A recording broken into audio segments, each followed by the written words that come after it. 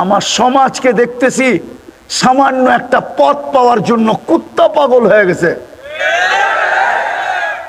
শব্দটা যদিও শোভনীয় ছিল না আমার মুখে।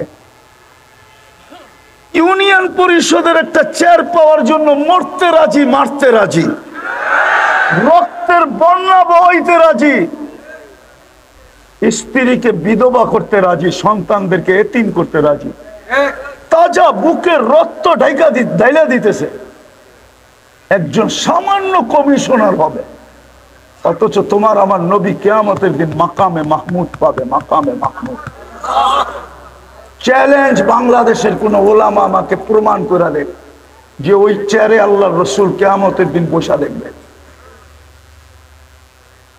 যুবক তোমার জন্য বসবে না, আমার জন্য বসবে না, শুধু হাতলে হাত লাগায় দাঁড়ায় থাকবে। আল্লাহ বলবে বসেন, বসে 3 জায়গায় যে দৌড়াবে ও বসে কি করে?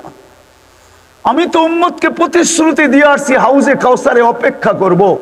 পিপাসিত উম্মত যেন অপেক্ষা না করতে হয়। আসতে দেরি, আমি নিজের হাতে পানি পান করাইতে দেরি করব না।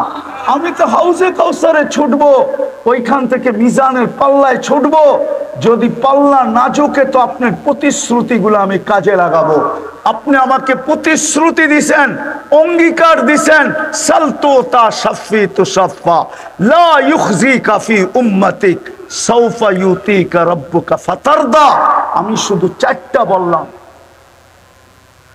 আমি তো অঙ্গীকার পুরা করব। পাল্লা না ঝুঁকলেই চাওয়া শুরু করব, পাল্লা সামনে না ঝুঁকলেই সুপারিশ করা শুরু করব, পাল্লা সামনে না ঝুঁকলেই আমি চিৎকার দেওয়া শুরু করব।